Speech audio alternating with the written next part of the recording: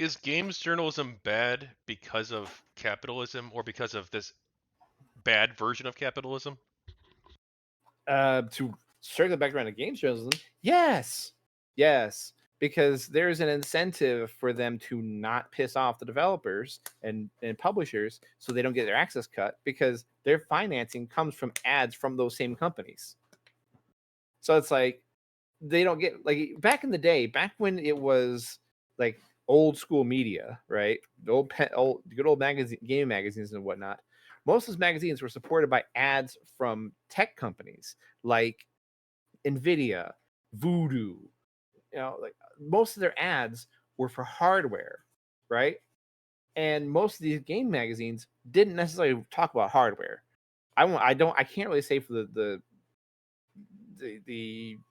potential conflicts when it comes to hardware mags and that because I didn't read those when I was growing up because I didn't have a PC till I was till I was in my 20s. So that was really what I grew up with. But for the game magazines, outside of Nintendo Power or like any other company owned games magazine that was strictly propaganda and media for that company, all of them had money coming from other places other than just games media. For games producers. They had some ads for games and whatnot. I remember seeing ads for Daikatana and all the other big games that came through. But for the most part, the ads came from hardware producers, so they had no financial need to worry about pissing anyone off. They had no worry about access because they were the gatekeepers at that time. They were the ones giving you access to an audience that you didn't have, right?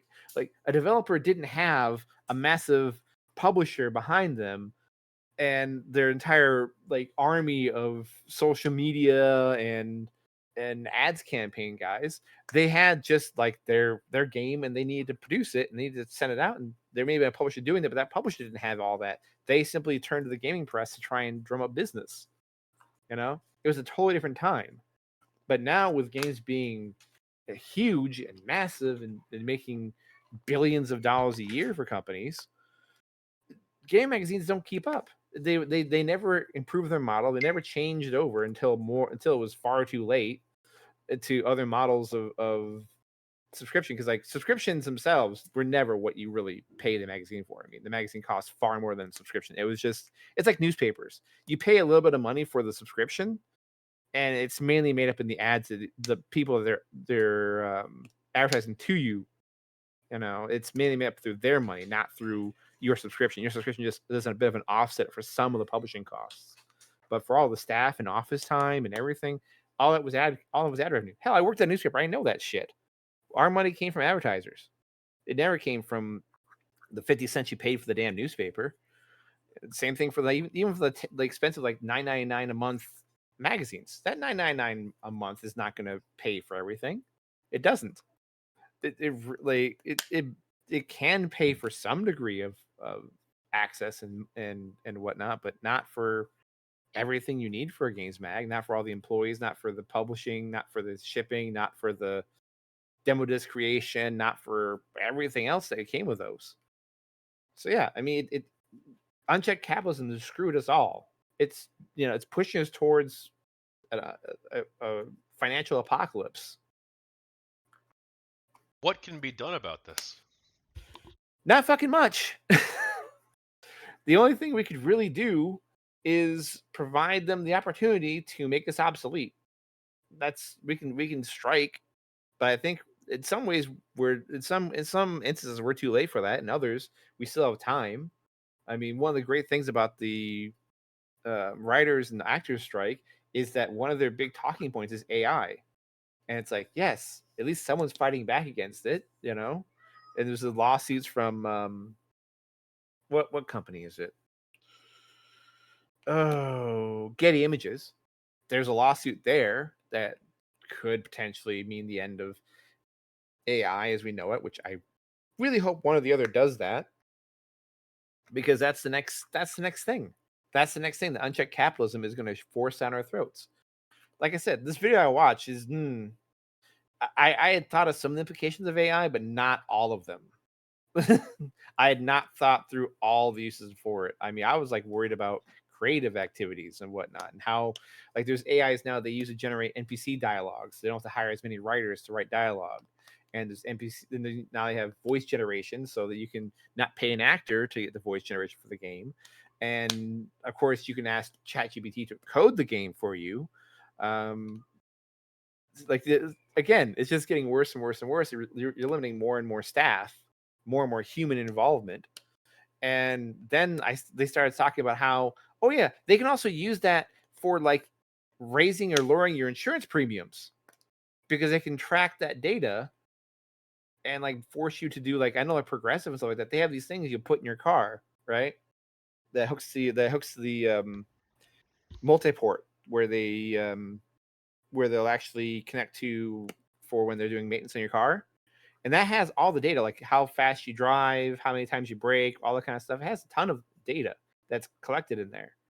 And they could force you to put that in your car, make that so it connects to their offices through like WhisperNet or something like that. And then they can just adjust your insurance rates on the fly based on your driving habits using AI. Fun! just a hellscape. It's just a hellscape. But Pawkeshup, there's also some opportunities for positive uses of AI. No, Isn't there aren't. there No, there also? aren't. Yeah, No, there aren't. we could have, or could we not have? If we take, so let's say we all lose our jobs, 95% of people lose our jobs due to artificial intelligence. Like if the government handles this well, which is a big if, but if they do it well, we can have like drastic increases in economic output with fewer inputs, and like we can have like luxury standards of living for everybody. Okay. First of all, how stupid are you? Do you really think, like, again, you have to understand the people we are electing right now barely understand technology.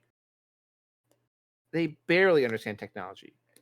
I will never forget. There's a sound bite you can probably look for where someone is talking to the CEO of TikTok or one of the representatives from TikTok, and he's like, "So what you're saying to me is, if I have TikTok on my phone, would it have access to my Wi-Fi when I'm at home?"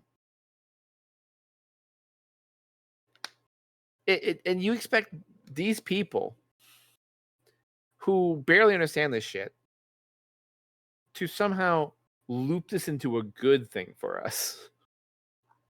I don't.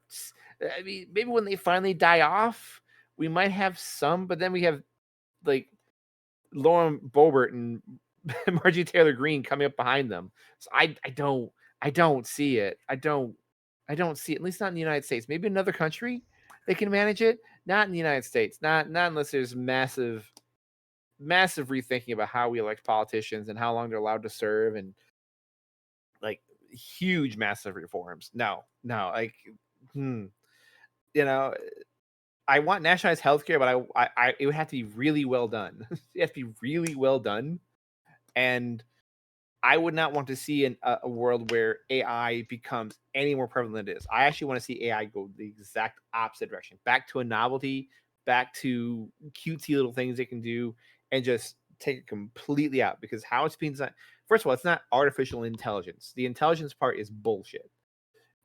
It's just more advanced mathematical algorithms that people are just poking in the direction they want to work. And they're even saying with the new version of Chat GPT, how it's starting to daydream more and how it's starting to have more issues and more errors. And they're trusting this to judge people's lives. There's an issue in, if you want to watch something that's really scary, watch the robocaller scandal in Australia from Friendly Jordies. They had AI, an algorithm, picking out who owed them debts and who was vouching on debts incorrectly. You know, who were robbing their social security and social unemployment benefits blind, right? Doing it incorrectly, you know, doing what they shouldn't be doing, and they harassed people until they committed suicide. That's the future of AI. That's the future of AI as it's being used right now. That's where we're headed, to the point where AI will decide your fate and will harass you and badge you until you are dead. And I'm sorry, That's not a future I want to have for my kids. That's not a future I want to have for me. Like there's obviously needs to be regulations, but I think that anytime we've seen like a drastic increase, and we're talking about potentially a massive increase in economic production, there's going to be some downsides to that in certain areas. Like some people might lose their jobs because it's more efficient. We saw this with the Right. Industrial But Revolution. But I think like if we can handle it well, and you say we can't, like if we can handle it well, it could be good, right? no, no, because the zero sum game of AI is to remove humans from the workforce. Automation is not like everything else we see. In the Industrial Revolution, it was converting extremely dangerous manual labor jobs by adding in technology that would then created new jobs. Like, for example, if you look at phone switches were extraordinarily damaging to human beings. Like, it was okay. So back in ye olden days, well, first of all, do you know what a phone switch is? First of all, They had like the pictures of usually women plugging no, in that's like thousands of. yeah, no, that was prior to phone switches. That was the operating model. Okay, so I worked in telecom and I know the story behind all this. So short tangent, but before I give you the full tangent, something is beeping in the kitchen. I shut that off. It's probably time for me to just cook the food for the kids. So I'll be right back. Give me like 5 minutes to get that started. Okay. Yeah, sure, no problem. Okay.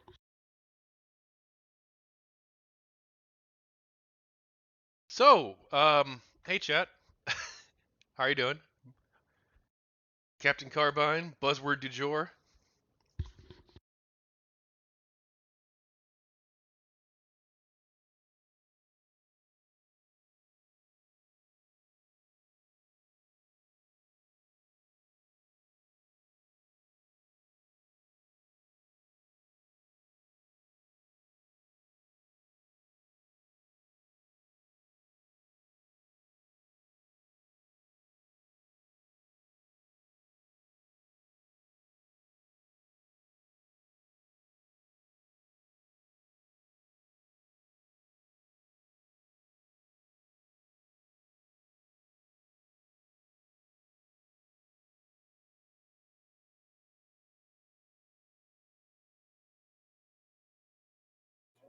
Actually, I lied. I had to go. I had to.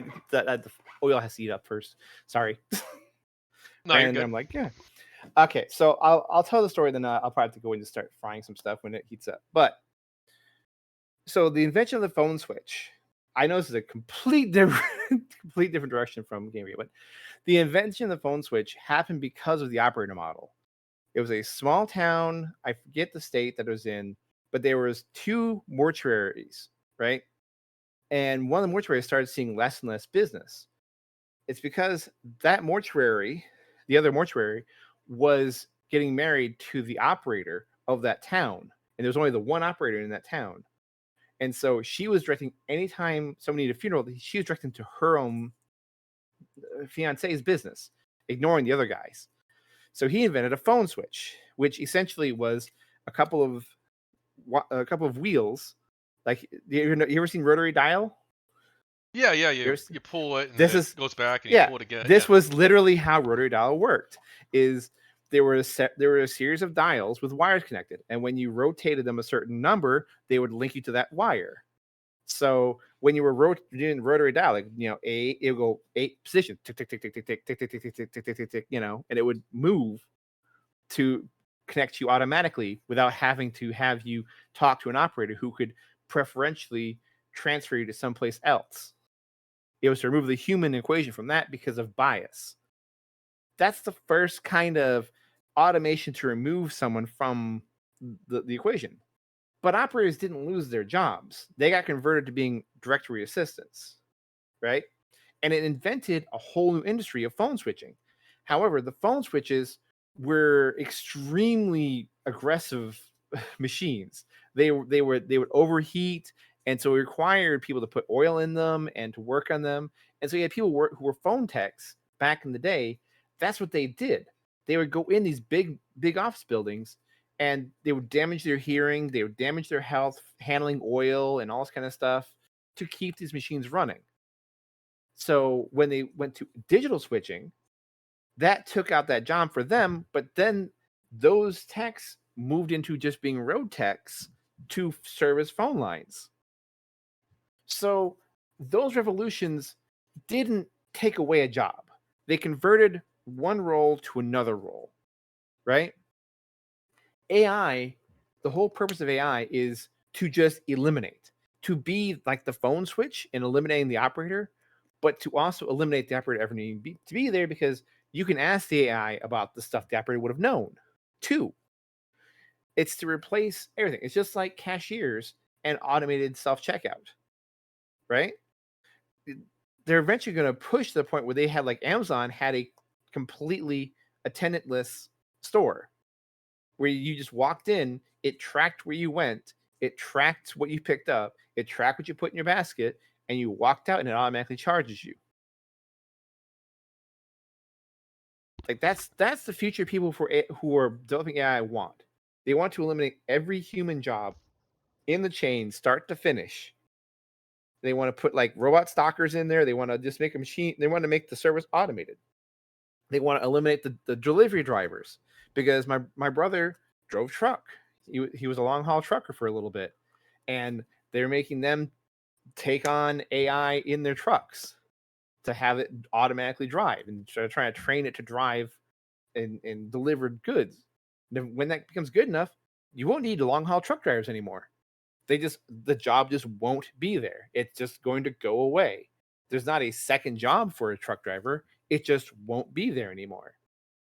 That's the problem with AI. It is not progressing you to do something else. It is you simply just losing the opportunity to do something else. It's just like when they had these automated kitchens, you know, like they're slowly automating McDonald's to the point where eventually there'll be no kitchen help. There'll be no staff.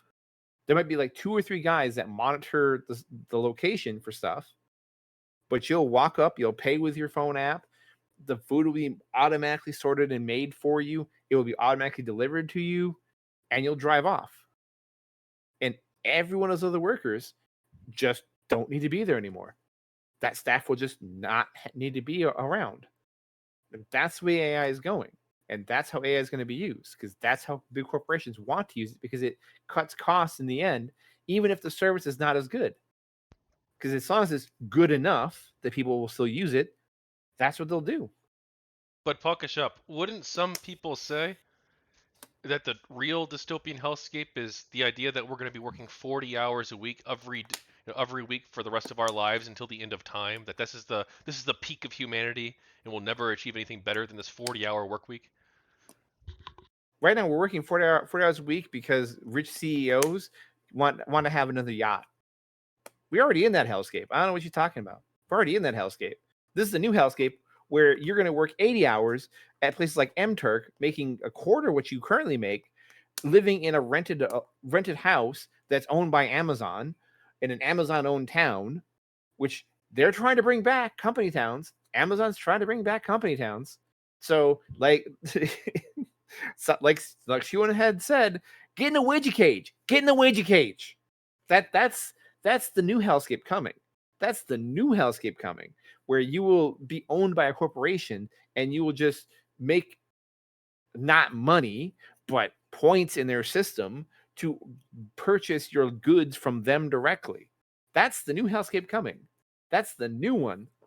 The current with the 40-hour work week hellscape, oh yeah, we're there. We've been there. We've been there for like a good couple decades, ever since Reagan's trickle down economics. When he put through what I think it was Wilson thought up, when he finally be able to push all that through, and it's not changed since. Welcome to hell. You don't have to answer, but how many hours of your life do you think you've committed to supporting GamerGate and GamerGate related causes? I don't remember how long I spent on doing GamerGate shit. I was not one of the people that ran shit, but I mean, like I said, I tried being a games journalist. There's actually reviews of mine out there in the world. I tried doing that. I tried, going on stuff like this and talking to people. I try talking to people on Twitter. I don't even want to think about how much time I committed to GamerGate. And I mean, like I said, there were a few things that happened. They were good, but ultimately, I look around. I'm like, history's just repeating itself now. We're just seeing, everyone just, now it's instead of being games outlets, now it's independent YouTubers that are just turning themselves over for money for different things, and so we're losing even that kind of independence for half the things we want to hear about. You know, it, Well, it's it's just it's just moving on. This is not changing. well, you think that we live in like this upcoming dystopian hellscape. Do you think if you put those hours that you committed to GamerGate, perhaps what, hundreds of hours, thousands maybe, Not thousands, Jesus Christ, no, hundreds hundreds, maybe, okay, if you put and those not hundreds of really. hours and put those towards like advocating for like AI regulation and like universal health care and stuff like that instead, do you think you could have like been more No, productive? no, because again, it's money and power. It is like I look at like Occupy Wall Street. Occupy Wall Street was an attempt to do something like that, right? To bring attention to a cause. And it got belittled in the end and mocked, and it fell apart because you had 18 different people. Like it's the same way with GamerGate. It just had all these different divisions of trying to do different bullshit. They were just unfocused and trying to do their own shit. And the reason is because they let you play your game, but the reality is the money has always driven the country. Way back when Philip Morris and all those companies were bigger deals than they are now due to the fact that finally someone spoke up, you realize they had like cigarettes being packed in people's rucksacks for war. They had advertisements saying that cigarettes helped your asthma. Like this was shit that actually happened. Like, do you know why breakfast foods include bacon? No, aside from the fact that I like bacon. Because pork belly salespeople were having issues pushing the product. They contacted this one guy, I forget his name, but this one guy then went around for advertising and asked doctors what would be better for breakfast, a light meal or a hearty meal. And so by using what doctors said to convince people, he basically made bacon a staple of breakfast through marketing. I don't see that as like a bad thing aside from like the factory farming part of it. No, but do you not understand what that means? It means he took doctors did not say bacon is healthy for you, right? And I'm not going to get into that whole debate. That's no, no. Everything in moderation, in my opinion. But he did not tell them should people eat bacon. He said should people have a light breakfast or a hearty breakfast? And he got doctors saying, well, a hearty breakfast because you start the day with breakfast, right? He then turned that into you need to eat bacon for breakfast and took an industry that was flagging and was not selling their product and turned it into one of the biggest industries we have.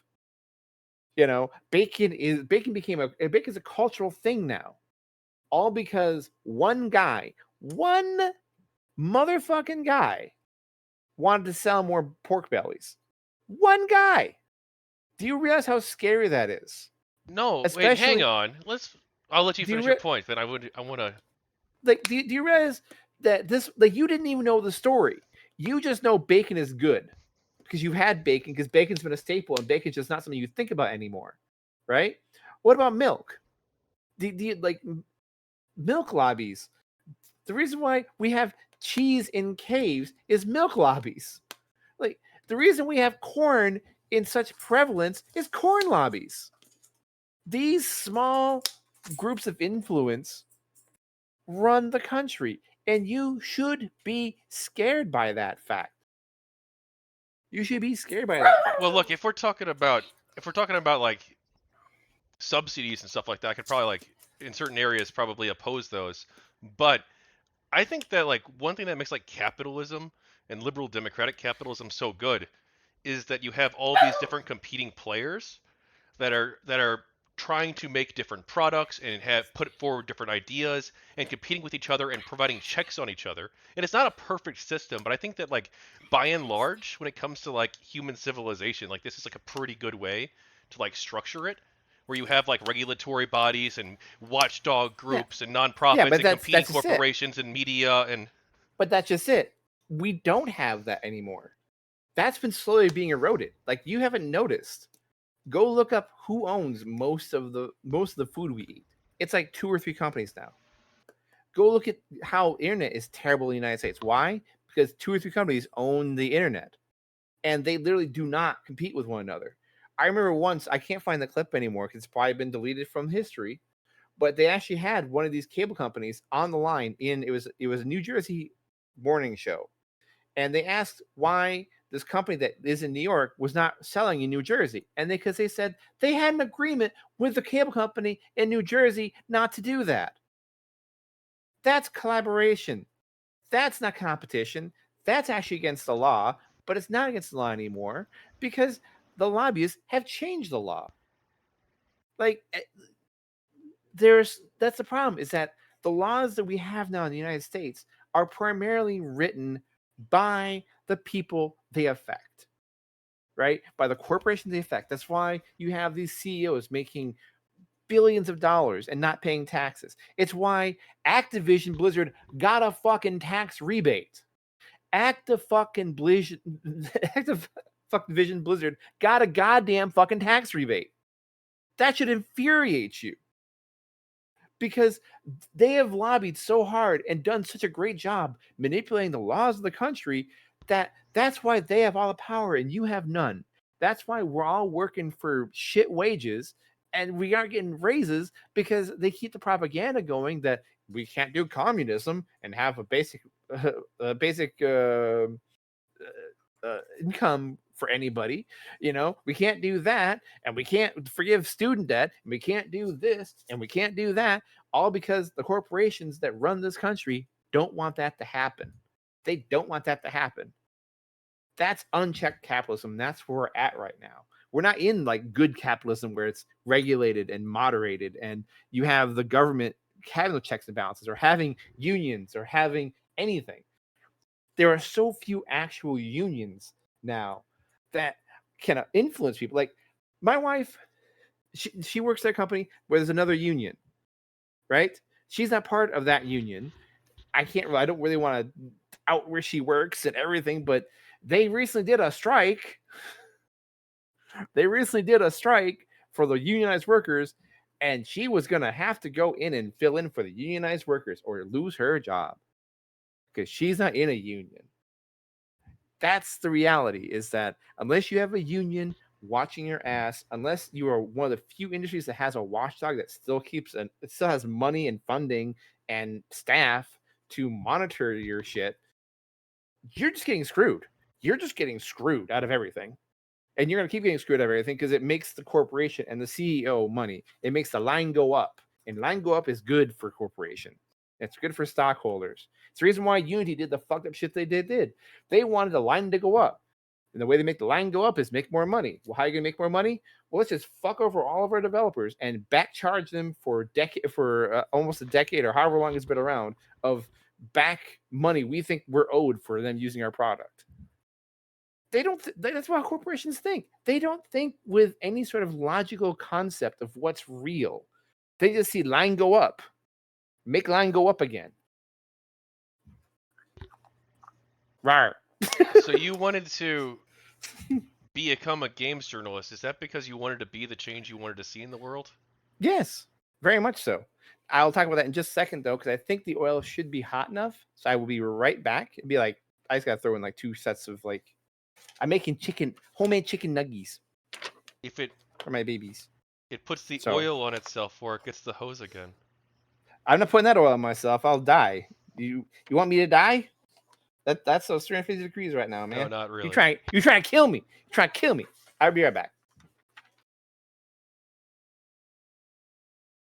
Well, chat, this has been fun so far. Not quite the direction I thought it would go, but it's not bad. I think it's actually good for the book probably to have like a couple interviews where things go a little bit different. Um, I don't plan these things out. I don't like coordinate like, oh, you should say this, you should say that, or whatever with people beforehand. I feel like that'd be corrupt.